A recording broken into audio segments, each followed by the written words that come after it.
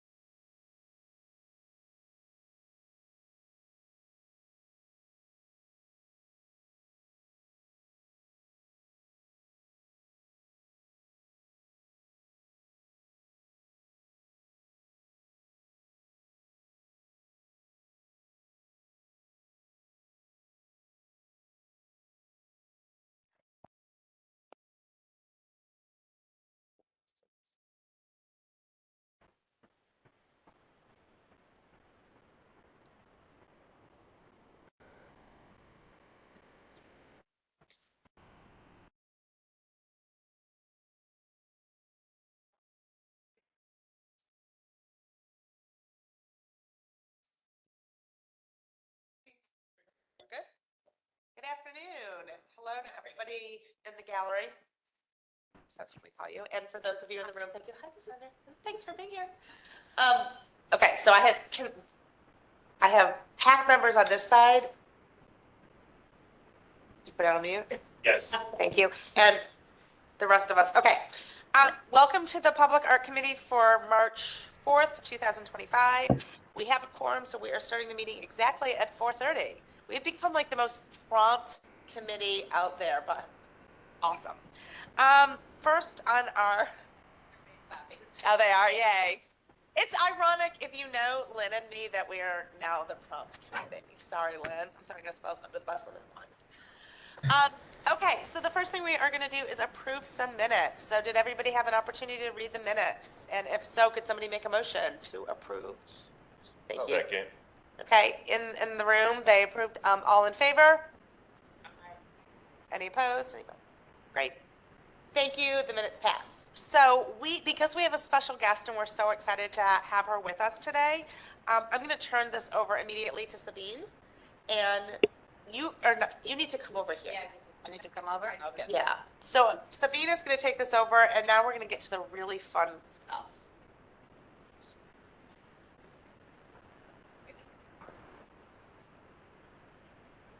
Hello, anyone. Hi, Anaisa.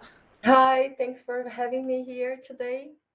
Yeah, PIC Commission, I have a wonderful treat for you. We had our selection panel for Singing Hills last Thursday. So we reviewed 3 proposals and had 3 presentations. And Anaisa Franco here was selected as the winning proposal. And we would like for you today to look at the proposal and her work and recommend it to the ACAC. So yes, so the project she has proposed is called Hexalumina. We have a budget of 300,000, and last Thursday was round 3 of the selection panel. Next slide, please. And here's a little bit about Anaisa. She preferred me to introduce her. Unless you want to talk about your CV. So she is really an international rising star. So she has a master's in advanced architecture from Barcelona in Spain. She has a master's of architecture from Southern California Institute of Architecture in LA. She has a master's in digital art and technology from the University of Plymouth in the UK. And she's originally from Brazil, so she has a Bachelor of Visual Arts from Sao Paulo. I only put on the first page of her resume because the shows that she has been in are too many to number. So she has shown globally and has done public art really in Ireland, in Australia, Brazil, of course, in China, and Dallas is the next on her list. Anything else you would like to add to that, Anaisa? No, thanks for introduction. Next slide, please. So this is her artist statement, and I can't read it from here, so I'm gonna go onto my screen. Anaisa Franco specializes in crafting evocative sculptures designed for public spaces. So she's really a public art specialist. That is what she does, and that's the only thing she does, and she does it really, really well.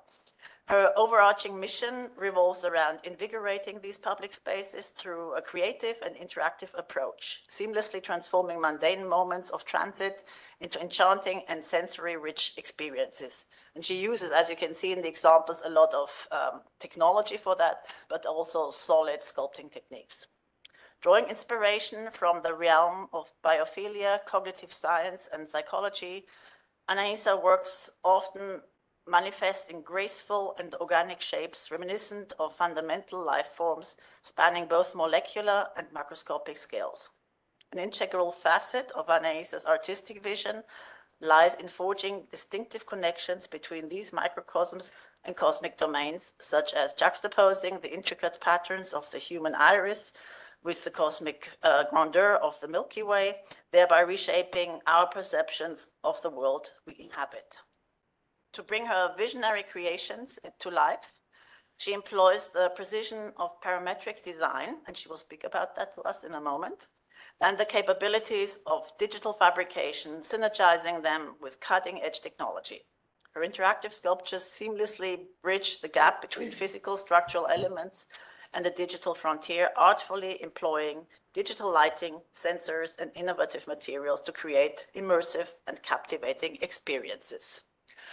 So we didn't go too crazy for Singing Hills because it is a little bit out in the wild, but so we didn't go with motion sensors and all those things. So her job was not to create anything too technically, electronically involved, but she surprised us nonetheless with the choice of lights. And without further ado, I present to you Hexalumina. There you go, take over. Oh, thank you, thank you.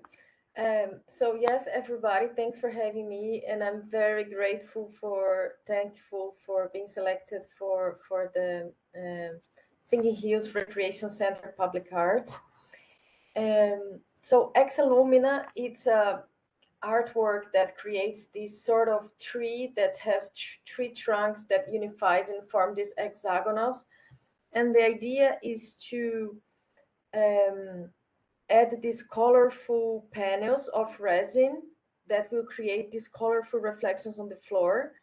And also at night, we're going to add some solar lights around the installation and inside it. So we're going to embed this sustainable technology into the artwork without having so much complications. Yes, if you can change the next slide. Yes, so we love to work with parametric design because it's a technique that we can iterate the design many times and create a lot of different shapes using the same code. Is like a code for geometry. So all of this geometry that you see there, it's not developed by a computer in a common way. It's a code behind it. And we've been using a lot this parametric design to do the things. And then after that, you generate these codes in the computer, and it goes for digital fabrication that we use laser cuts. And then everything is very precise and put into the place. And yeah, it's for us, it's very exciting to work with this, because we can create very unique shapes. So the height of the artwork, we are planning to have it as 13 feet by 27. And so the idea is that we're going to start, so this hexagonal structure, we're planning to have it as a metal. I have the 3D model here. If you want, I can explain to you in detail at the location of every single detail of the material that we are planning. So we have this metal hexagonal mesh, and it has in the middle of each hexagons, we have these plexiglass plates that we are studying this material, and we're planning to use a material that is like a resin that is the best durability for the outdoor and longer period of time. And the illuminations, we're planning to have solar lights added in this ring of the ceiling and also in the interior when the sun reaches inside. And yeah, the floor we can discuss with the architects of the location if how they think about the circulation around, because we did this work also the trees, because we wanted to connect the nature of the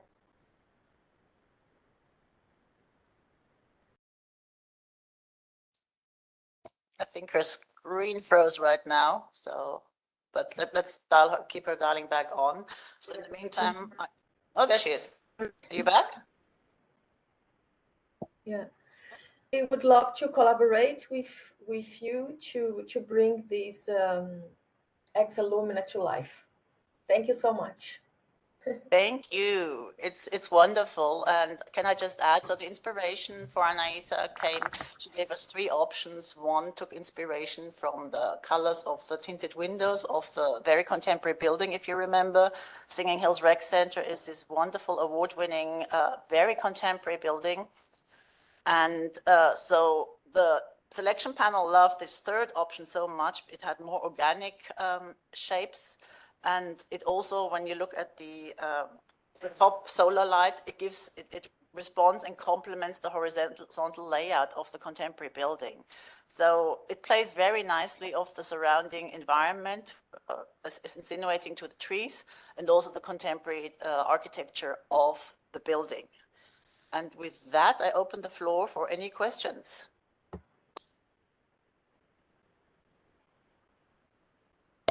Sad. Thank you, Madam Chair.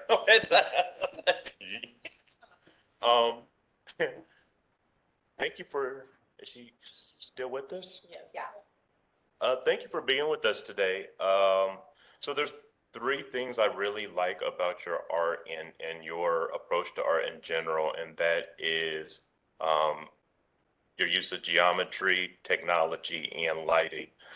With this particular piece, I have two questions. One, since the top is open, do those fill up or does that filter the water down into the ground? We plan to add some drainage system in the base of the trunks, then the water will go through. And also, we also plan to add some openings in case people threw some cans or debris, and then people from the park can open the gate and remove things from inside. Very cool. And then my second question for you is the plexiglass that is being used is some wonderful color. Is this glass UV dispersing in any way, or is it just a nice color? We were inspired by the glass, the colorful glass from the Singing Hills Creation Center, and they use like blue and green and other colors. We are planning to have a workshop with the community at Singing Hills to choose the color, for example, and we want to engage the community and the people to choose the color. We can provide them some iterations of design. That's not the final. That's not the final design. Also, the design needs to go through the engineers, and then sometimes it changes a little bit. We're gonna work, especially when the trunks shrink. We're gonna make it hexagons that are more smooth. It's not the final shape. It will change a bit, and also the colors will change a bit, and we can work together on that. Okay. Thank you very much. Let's just say we do love those colors. They're soft. They do not clash with the building. So we're not going to put it to the vote again, but we certainly take input when we do those community engagement meetings. Also, I just want to point out that's not plexiglass, that's a polycarbonate. Oh, So polycarbonate. that's a lot more resistant to the environment. and Okay, the okay, factors. that's what I was Because trying to. plexiglass would just melt away in a Yeah, hundred that's what I was degrees. trying to, that's what I was trying to figure Yeah. out. Thank you. Vicki, Thank you you. have a question? A comment and a question. First off, I wanted to just say how exciting it is that you're including a light element that does not involve high technology, but it is solar powered. I like that because it means that it'll probably last, since we know how hard it is for a city to maintain a lot of these things. But I would like to have some input as to what you know about the way in which these colors will remain vibrant under the Texas sun. Many colors that get added to things in our environment because of the intensity of the sun end up fading over time. Is there some multi-year guarantee of the color vastness of these that you've selected? We're going to go more deeply into details of the material, and as Sabine said, we are planning to use the polycarbonate, and that material, we're gonna have more info of the details of that material soon, and I'm sure we're gonna select the best material, especially for durability and with UV protection, definitely.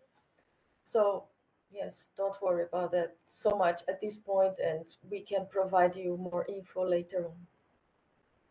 That is where the engineering company will also help out. I do know we actually had a proposal, not a proposal, but in the shortlist for Singing Hills, we had an artist called Mike Sivos from Softlab. He has worked with that material for years, and I know his creations have stood up very well so far. Of course, those are all new materials. It's not marble, it's not granite, so there is a difference. But at this point, I'm not concerned that it will fade after a year. And we can also test, Vicki.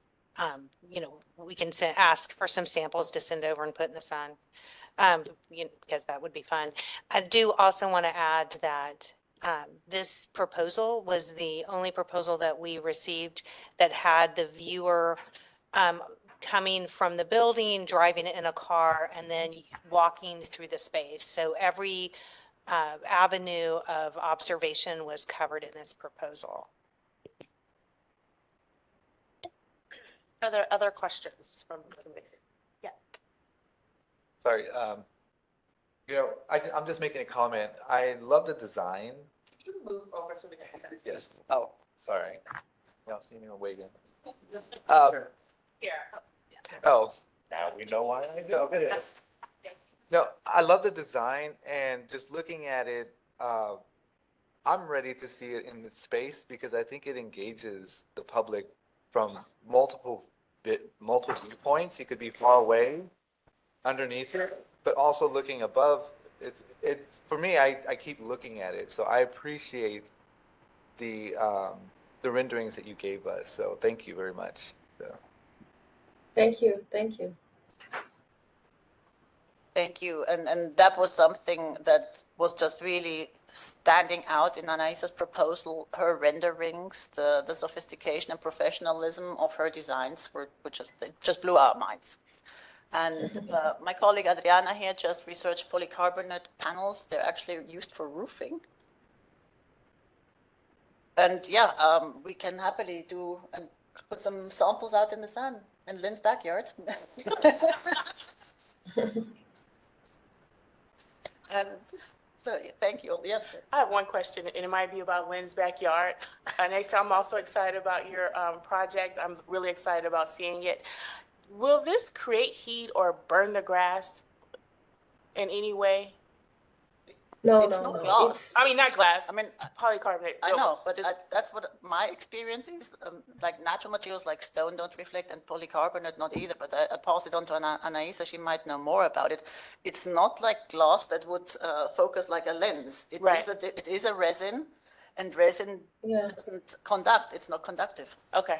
So, but if Anaisa has more input on that, Did you catch the question? Yes, I understood the questions. It doesn't create heat, no, for sure. It just reflects on the floor, and it's I can share the website of the material that we are thinking about using. It is widely used for architecture, buildings, and outdoor spaces. So it's a special material developed for that. Yeah, it will actually create a little bit of shade, and the foundation that she has suggested, there's actually no grass directly underneath anyway, so that people can enjoy and sit there in the shade actually. Vicky, do you have another question or is your hand just still up? You I can ask forgot. another question. What? Sorry, forgot. I No, forgot to don't be take my. sorry. It's fine. So I think if you could send that website on that, that would be great. And I can have Sabine, then we can send out to this committee, both your website as well as that, so we could read more about the materials. Yes, just forward them to me and I will forward them to the. That would be great. Does anybody have any other questions or comments? Great. Well, I want to say on behalf of the Public Art Committee, thank you so much for taking the time, for being here. I don't know what time it is there. I'm guessing it's like 11 o'clock there, midnight. So thank you so much. We're really excited about this piece, and I know Sabine will be in contact with you soon. Muito obrigada. Yeah. Tudo de bom. Thank you so much, Sabine. Thank you so much, everyone. We are very excited to do the work for you. Looking forward. Bye. Bye-bye. Ciao. Bye. Buenas Ciao. noches, I guess. Yeah. Tell her that you're gonna visit. Yeah, that's okay. Okay, so now that, is there, we're gonna go ahead, we can do discussion in the middle of this, but I'm gonna do this the right way. So is there a motion to move this forward for recommendation? So moved. Second? A second. Second. Sandra seconds. Are there questions, discussions, things we want to talk about as a committee?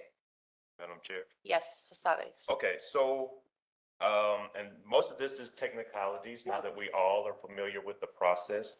So I want to know the selection panel members, for staff, who, for each of the selection panel members, which committee member recommended them? Ask the question again. I'm so sorry. So we all submitted recommendations for people to serve on the selection to committee? serve on the selection. Right, so do you want to know Yeah, I want to know. which selection committee members were serving on this committee? Yes, exactly. Can you pull up your list, please, Sabine? So remember that one has to be some certain different kinds of professionals, a community member, which, Yes, you know, yes, so yeah. yeah. So there's only gonna be one or two, and it might not be from this last round. Gotcha. Yeah, I have selected those from our shortlist months back, so that's been months in the making. So this is definitely no one that was recently added. Okay. I do need to look them up because I'm running 2 selection panels at the moment and I'm messing them up Yeah. constantly. I know I can. Okay, so you know what? Let me just look at the invitation. Yeah, that's what I'm gonna do. Look at the invitation. And it was a good mix, and we had a great community member that the council office recommended. So let's. Okay, yeah, so we have from the Parks Department, the project manager is Vincent Ogwehi. We had Andrew Beeler, he's an interaction designer and artist. We had Jane Ferguson, she is an attorney and collector. Then there's Lynn Rushton Reed, I'm not sure who that is, but she wasn't voting, so it's just we attend. Lizanne Gunn, she is a conservator and art preservationist for works on paper, and I think that's. And we have Gail Terrell. She was is a community member, and she's lovely. So she is the one that talked me through all the history of Singing Hills. So she's lived there for 20 plus years. Was actively involved in designing this building with her group. So they insisted that it's a 2-story building instead of a 1.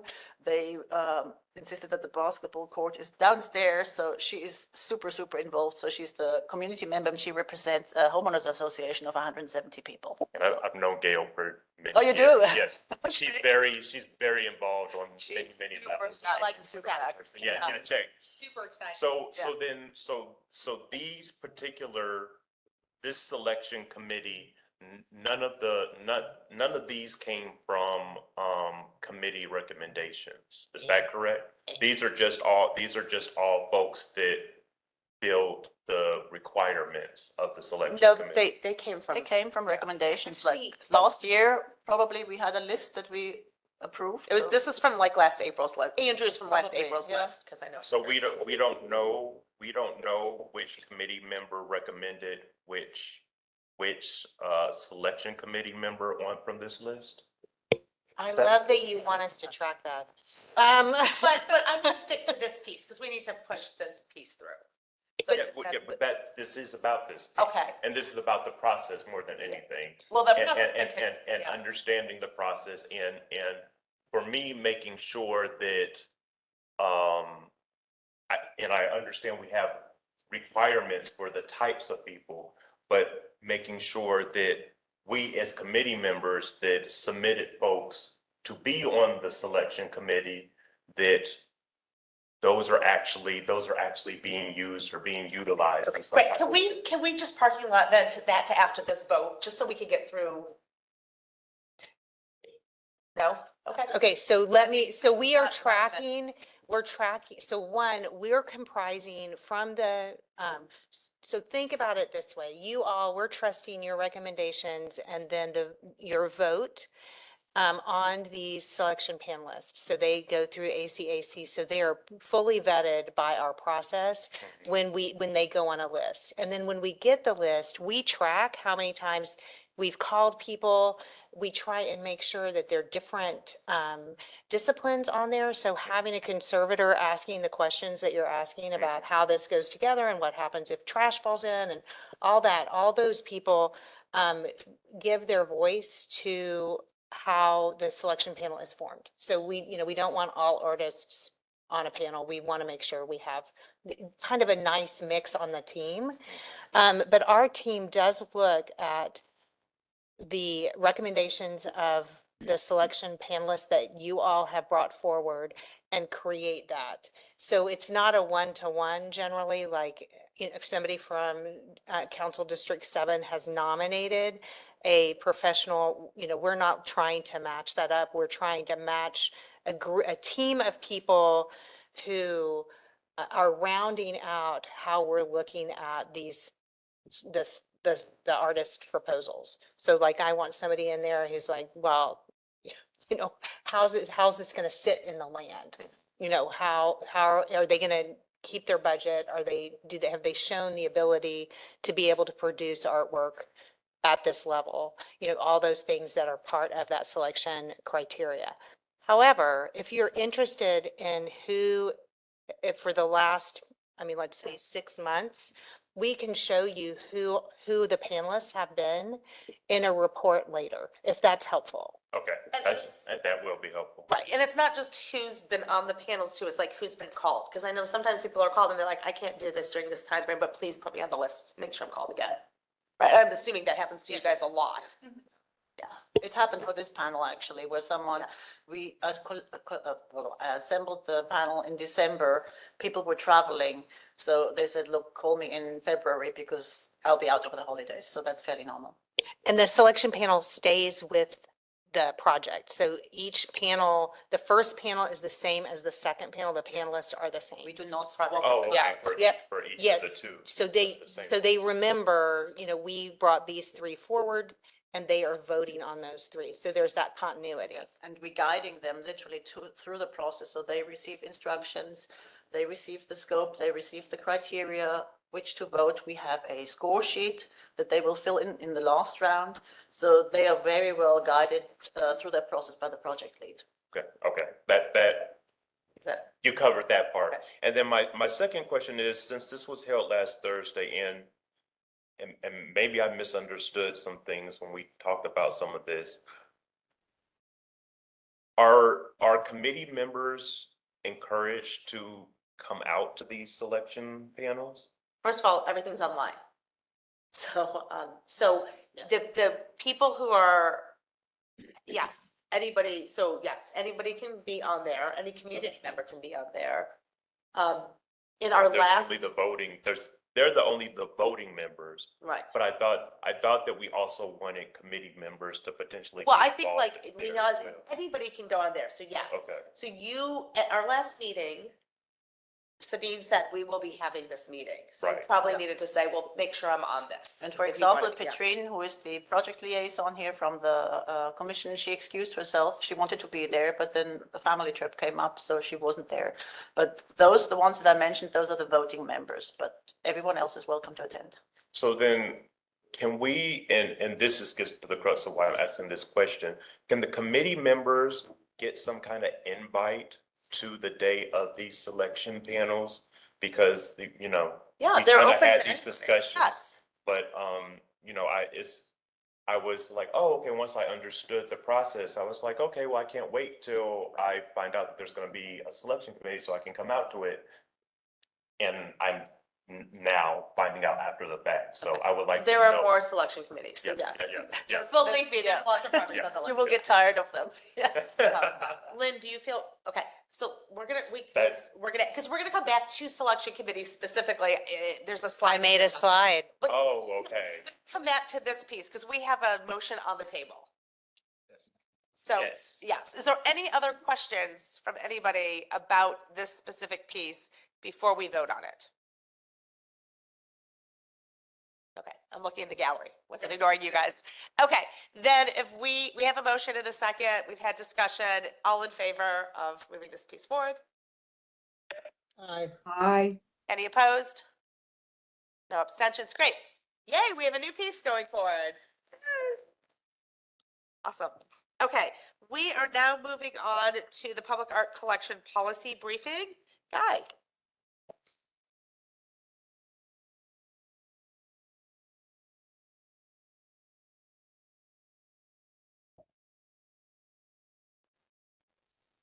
All right. Should have all received the public art collection policy. Very lengthy. Didn't expect you to read it all. If you did, kudos to you. But if you guys have any questions or concerns about it, by all means, reach out to us. It's still sitting at the city attorney, so we're not sure if we're going to make this an official document or just kind of a living, breathing document that we'll follow along with. We're still trying to hatch that out a little bit. So you guys got a little bit more time to review it if you want. And if there's any questions about it, it's by all means, just send them off to us and we can certainly answer your questions. But we did want to get this out to you guys for review and to start to understand the process a little bit more. We can go to the next slide. And then we're highlighting this one. So this is part of the public art collection policy. This is one of the things in there. We're just trying to look about the order of artwork for permanent removal or deaccession. We're running into this a lot. San Antonio or Austin's running into this. We might actually have some more case studies coming down too. So I don't know what you want to talk about this really. Okay, so I pulled this out. Again, the collection policy is dense, but we do need a procedure in place that you all have at least reviewed and commented on so that the collection kind of has its scaffolding, to use a good collection word. I know, I love it. Okay, so then we are, as you know, we've talked about the stuff at the convention center being demoed and how we are actively trying to save it. Save some pieces in those locations. There have been other public art collections in the last month or so that have had, pieces be deaccessioned and just removed. We would like to keep having these conversations. So for the things that we are looking at, particularly with the convention center, I just want to highlight that we're operating on this list in the really tiny section where it says no suitable site for available artwork. So 4 up from the bottom. So, we need to make sure that we're kind of checking what the criteria is for why we are doing this. We need to have a good reason, and we need to make sure that we're thoughtful and considerate of all the parties who created the artwork to begin with, and, how we can move forward being respectful of the collection. So that's why this got pulled out and put into this slide. So, if you could consider just reading a page every day, and by next Public Art Committee, you will have gotten through the whole document. What else? No, I think that's a great idea. The other thing we could do is we could pull sections of it, and maybe just, a quick little slide on it. Yeah, we could do that, but I'd like everybody to read it in entirety before the April meeting. That gives us plenty of time.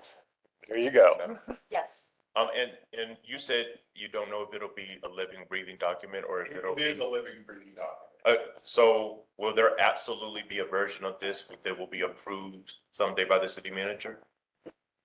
We could, That is a city attorney question. yeah. So Okay. right now, we're going to call it a procedure. Okay, So- okay. Yep. Gotcha. Great questions. Other comments or questions about?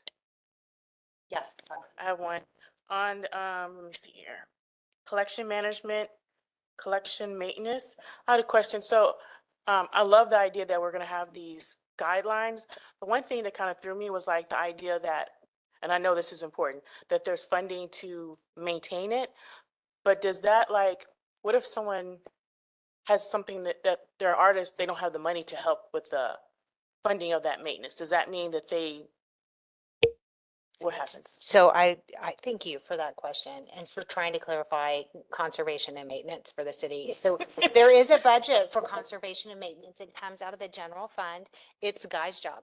And he is supposed to be taking care of our objects with the budget he has been given.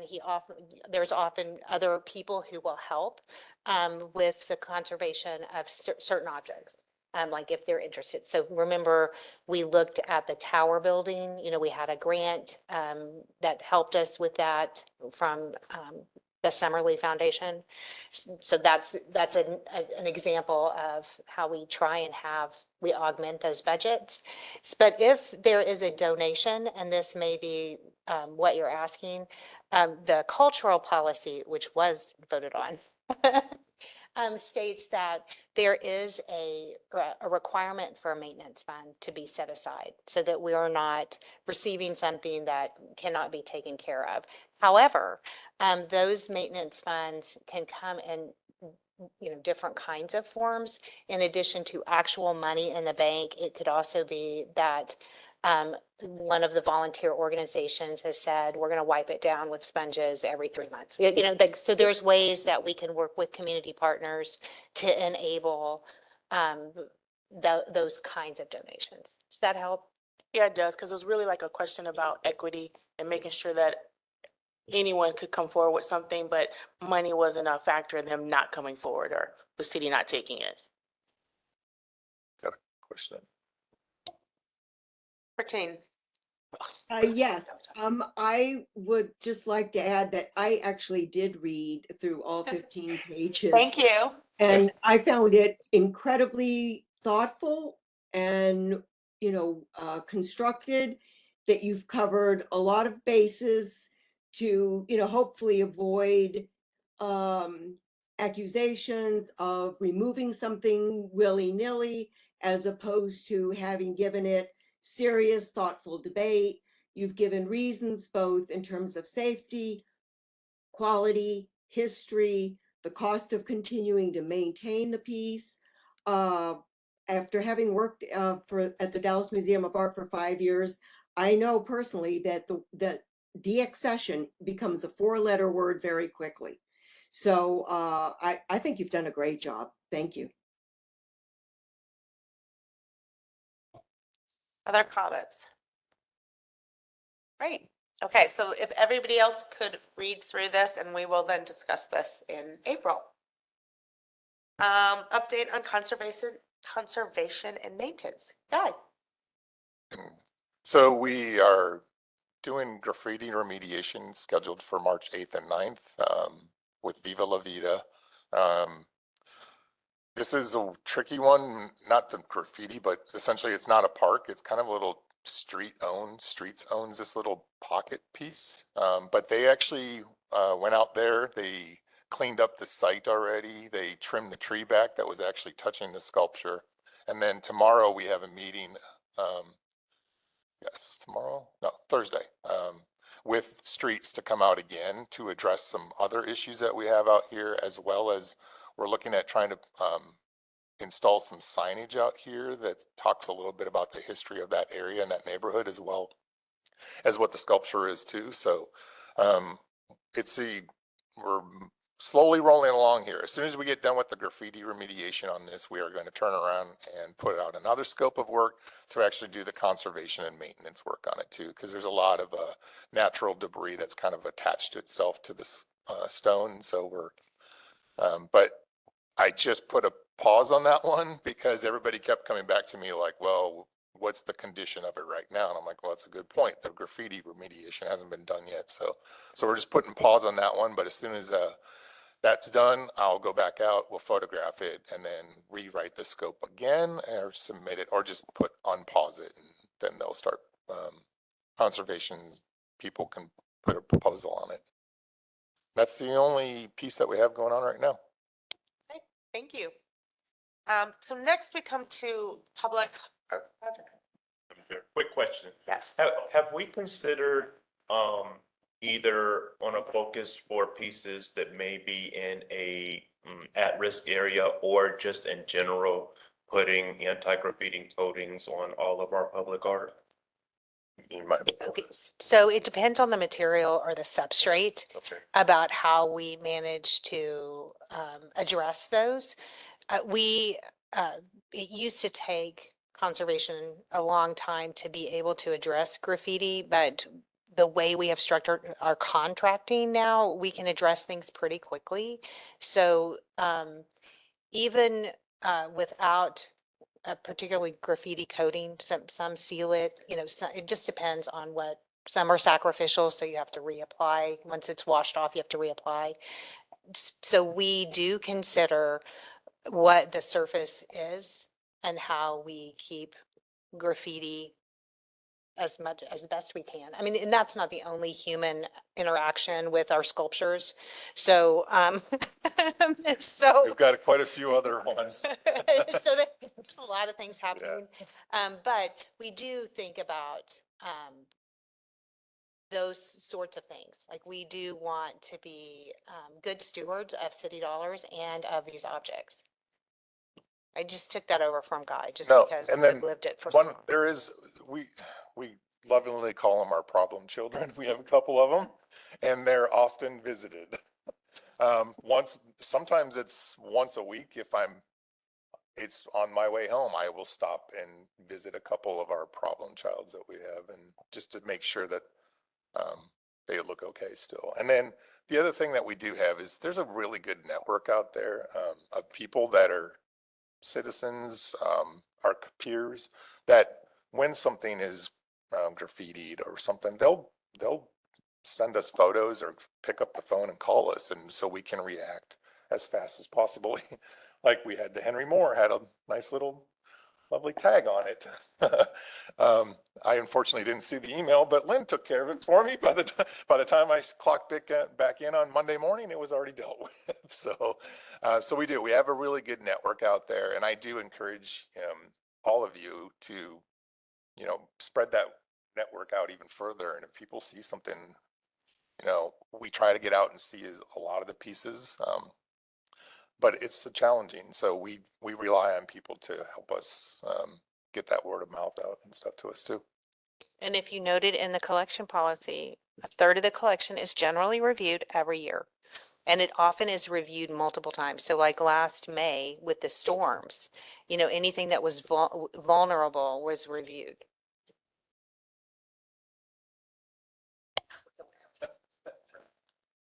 Okay, so moving on, we're going to go to the updates of public art projects. And the way Lynn's changed this, or we've all changed this a little bit, which is every single project that's being worked on in some form is in your packet. And the reason why is so that when you want to refer to a piece of art, even if it's not something that hasn't had any change in it in the last 3 months, you know that the packet you got from the last month lists everything and kind of the status of where it is. But what we're going to do in this meeting is we're only going to go through and talk about the ones that's had some kind of change since the previous month. We're going to be efficient on this. But that doesn't mean you can't have questions about other pieces, but we're just going to kind of, it gives us more time to talk about other things. Okay, so I don't know who's kicking us off on this, but let's see what we have. Yay. So yes, some quick and significant updates for you. Our RFQ, our request for qualifications for Old East Dallas Workyard Park Art Project closes this Friday. And so we should be having a selection panel, hopefully before the end of March. Our plan is to bring a, hopefully a shortlisted, or a short list. We should have a short list update for you in April. Next slide. That's just to remind you of where we are on our, at Old East Dallas. Next slide, please. The family, installation is imminent. We are in talks with with Master Construction, who will be doing constructing the actual foundation for the piece. It will also lend support during installation to the artist Madeline Wiener and her son Joshua Wiener, who will be coming down to install the piece on Friday, March 14th. We have a planning dedication date of April 23rd, 2025, 3 p.m. Hoping to have a good turnout for that. The artist, can I share what Madeline has in store? So to compel you to attend our dedication, the artist will be bringing with her pieces of the sculpture of the stone from which she's carved these pieces to give away to those in attendance so that everyone takes a little piece of family. It's actually family life. Is it correct? It's the updated title. I just received that update today. Jot down April 23rd for our dedication of, at long last, Pleasant Oaks. Oh, yes, also, second part to that, the artist will also invite those in attendance to help finish buffing and finishing of the sculpture. So she'll have finishing cloths so that the community can actually have an active role in the finishing and the creation of the artwork. So it's a really beautiful event. That she's very thoughtful in this. She wants the community to really embrace it and to really take ownership of it and to know that it is theirs to enjoy and to look after. So we're very excited about this particular project. Next one, I think it's just a site. We are continuing kind of in our efforts that of establishing community relationships throughout the life of these projects. We continue to keep our veterans advocate stakeholder group involved through the various phases of this project, having a meeting with our group tomorrow, just kind of give them an update on where we are on this project. We really are at this point in artist contracting, but we want them to know that this project continues to move forward. It's been a long time coming for that group as well. And so we want to make sure that we keep them and continue to keep them in the loop of throughout the life of this project. They're already excited about dedication dates. So I'm going to maybe just ease them in. Let's get it installed first, and then we can start talking dedication. Yeah, we could potentially, and this is a proposal that we'll take tomorrow. We're looking at also potentially having a groundbreaking ceremony, since this has been an active project for a while, to know that, you know, we're kind of celebrating the fact that this project is moving forward at this location, and at a location that really seems to be embraced by our partner department, Parks, that is really willing to do whatever needs to be done to assist this project as it moves along through its phases. Anything else I'm missing? I think that's it for Harry Stone.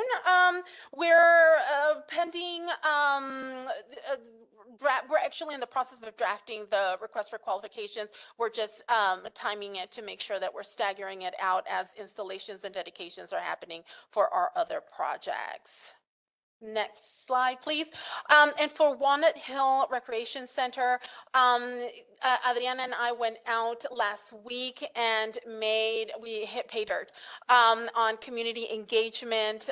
We wanted to leave a feedback form at the recreation center to kind of invite any visitors to the rec center to leave their have a kind of a mini version of the dot matrix that we used for Harry Stone, but instead we were invited to participate at Walnut Hills Extravaganza community event happening, and I think that date might be incorrect. It's in the evening, but we're going to be out there with community feedback activities, which using our toolkit that was developed by Adriana, and so we're delighted that we'll be able to re-engage the community in this way for as we move through this project.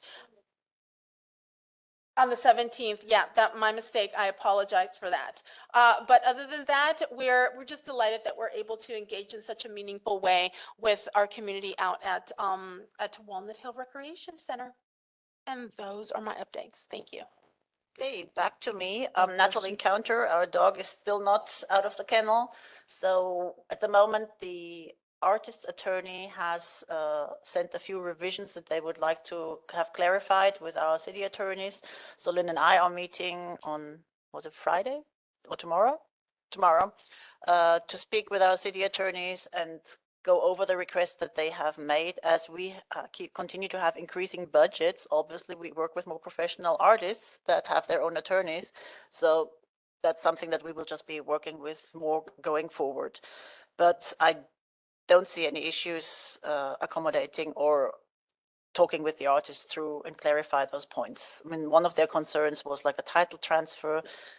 Yes, the piece will be ours after we paid for it. So those are just things. We have always left the copyright with the artist. Those are just things that get questions by attorneys in other branches of the legal profession, and we just have to clarify that. The next one is Trinity Strand Design District. So we will have a community event, a community meeting on April 1st. If you are down in the design district or in the area, feel free to drop by. It will be at 5 p.m. We will be hosting it at the Virgin Hotel at the Funny Library. That's a coffee shop there. They were recommended by our stakeholders, and Adriana and I will do the community engagement, but actually I'm thinking that's the PAC meeting, isn't it? I was just going to say that. Yeah, so sorry, you can't come. But so that's what's going to happen there. We will do basically community engagement activities, collect as much data from the stakeholders and residents as we can in that meeting. Adriana will have her, I think, the prompts with the questions. We have a new wishing box where people can just give us keywords that they would like to see in the art. And I've already been made aware by the stakeholders that there will be a lot of opinions down there because those are all creative professionals.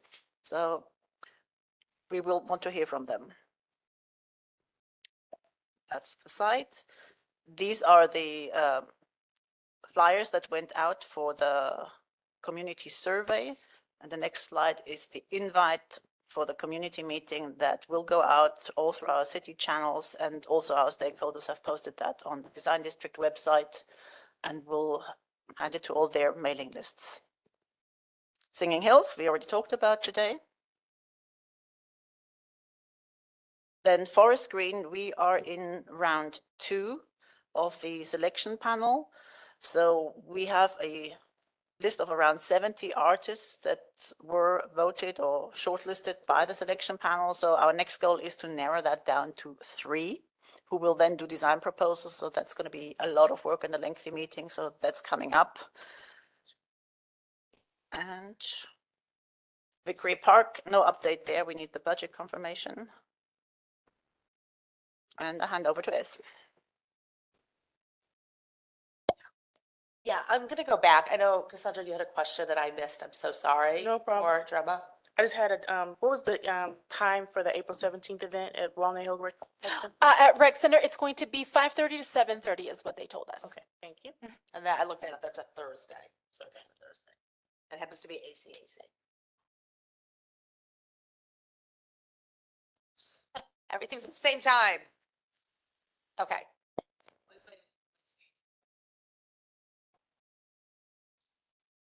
So it is not ACAC. Great job scheduling. Jen. Why is it early? Well, we'll come back to that. Sorry, it's not on this agenda.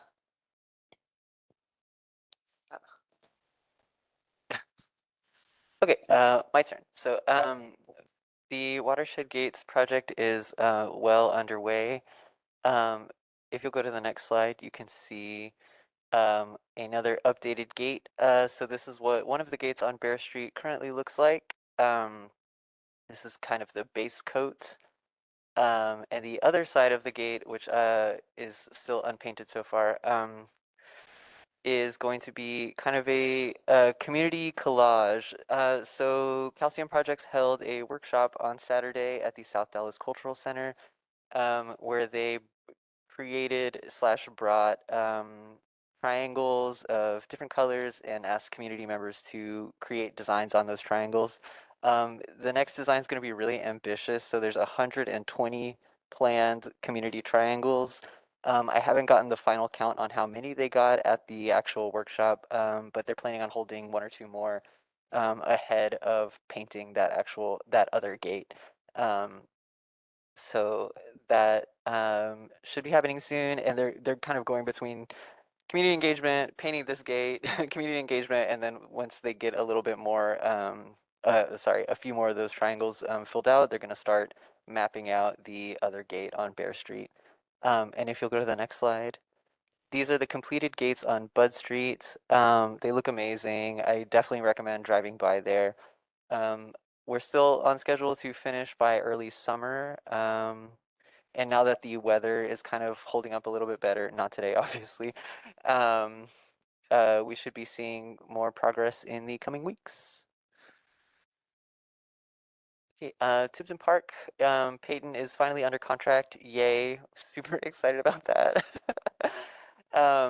And we are hosting a community information session. Just finalized the date on that this morning, actually. So that will be March 12th, which is next Wednesday. And that'll be a virtual community information session from 5:30 to 6:30. I just received the finalized flyer from our marketing department in this meeting, so I'll send that to you all after this.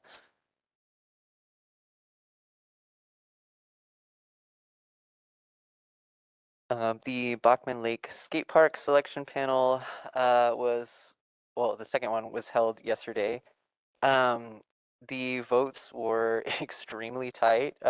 So what we're doing now is asking the selection panel to go ahead and fill out that score sheet again, just to double check that we have all the numbers right before we call anything. I mean, it was like 2 points here, 2 points there on each of we just want to make sure we have everything solid, and make sure that everyone's opinions are, heard, and that their feedback is given to us before we actually call that final artist. And we should have that name to you by the next PAC meeting in April. But yeah, that was quite a meeting. I know that everyone there was really happy with all the designs, which is always really fun and really stressful because it's, we just end up in these like really tight, tiebreaker moments. But it's fun. And this is the site. Oh, the Sidewalk Poetry Project. Myself, Adriana Lynn, and Nikki Christmas have kind of been working on this together for the last couple months, and we've finally gotten to the point of starting to formulate the RFQ. So we're working with Mag Gabbert, who is the poet laureate for the city of Dallas. She created a form specific to Dallas called the 2-1 form, comprised of 2 stanzas with 4 lines each, and each of those lines has 4 words. So we're hoping to release the RFQ and have Dallas residents send in their poems for review. And once those are selected, we will stamp them into upcoming sidewalks. And we're focusing on the Esperanza district as the first site. Don't have a super firm timeline on when Public Works is planning on putting in any new construction right now. But I do believe it will be this year, as far as I know. Yeah, okay. But that's really great. I'm excited for you all to see the form, and her example poem is wonderful. We'll also be putting out a video workshop / kind of informational video with a couple resources on local poetry as well as just poetic form with MAG, and that will go on our website, and we'll have a link in the RFQ as well. Ask a question about Yes, this. Since it's absolutely. starting in Esperanza, Yes. is there going to be any kind of community engagement in that area to make Oh, yeah. sure that this gets Absolutely. to Yeah. those residents? 100%. Thank Yeah, you. yeah, yeah. Yeah. Once we get to that point, we'll loop y'all in definitely. And the Willie B. Johnson Recreation Center. Okay, lots of community engagement this week. We are picking this project back up, and Adriana and I will be out there on Thursday, this Thursday from 10 to noon with surveys. Again, like Sabine was saying, some comment cards, and just kind of re-engaging the community there. We are planning on having a more robust community engagement meeting, but this is kind of our initial office hours just to show up and kind of promote the project and public art in general. We did do this a little bit last year, but it was put on pause. But now we're back, and I think ready to hit the ground running. The rec center has been really great, and they're excited to see us. So we will see you there. I think that's all for me.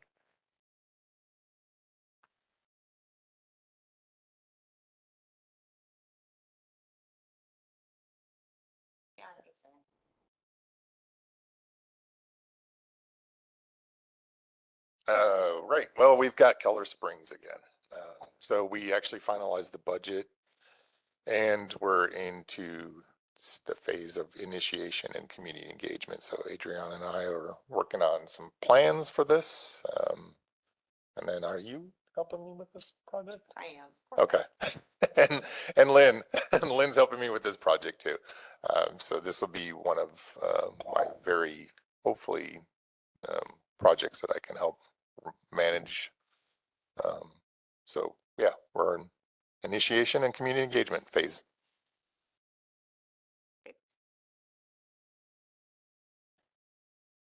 Okay. No? And Yes.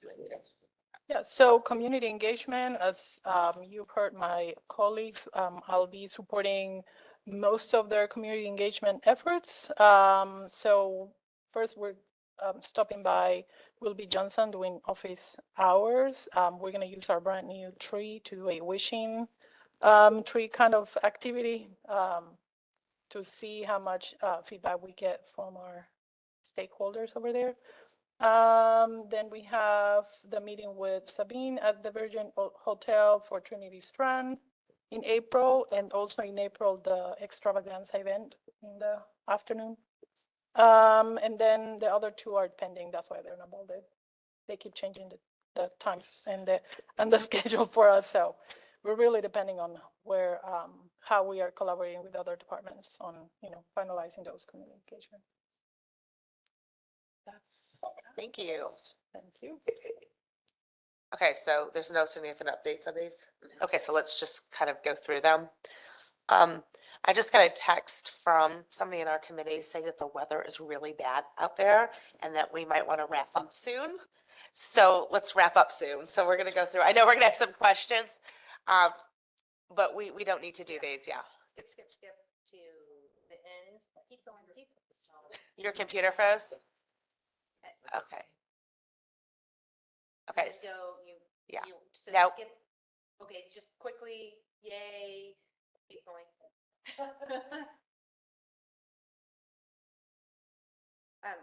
So I would just say, put these on your list and keep them, in your calendar.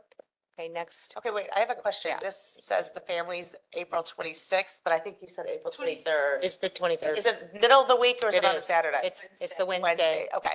So Because it's our Arts Month moment. That's fine. So we can change that date, please? Yeah. Thank you. Okay, keep going.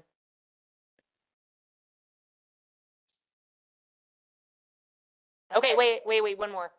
Well, I want to say this. Okay. So this, y'all have seen this if you've sat down and talked with Lynn and I about what the process looks like for the creation of a piece of public art.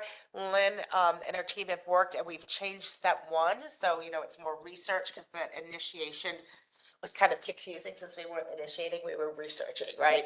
So this is kind of where it is. And based on this and the ability for us to understand this, the team has now created, Next slide. next slide. You had select some committee. prescient thoughts about what is a selection panel. So so we wanted to kind of keep the same format for this is what the team's doing. These are other interventions and the green bubbles, things outside the team. Next month, we'll have a slide that talks about the composition of a selection panel.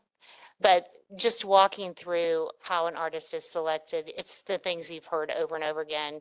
We listen to the community, we write a scope based on the community input, their themes. We have a selection panel that meets at least twice to go through what the artists have submitted as their qualifications and then selecting artists to move forward to a site-specific design proposal.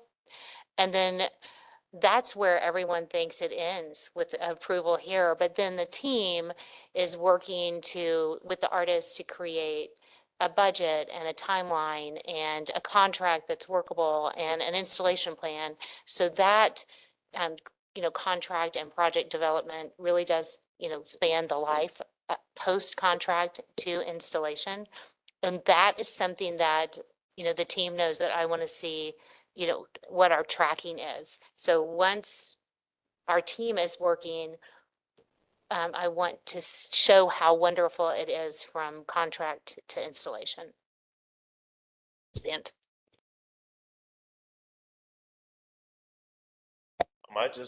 And wonderful.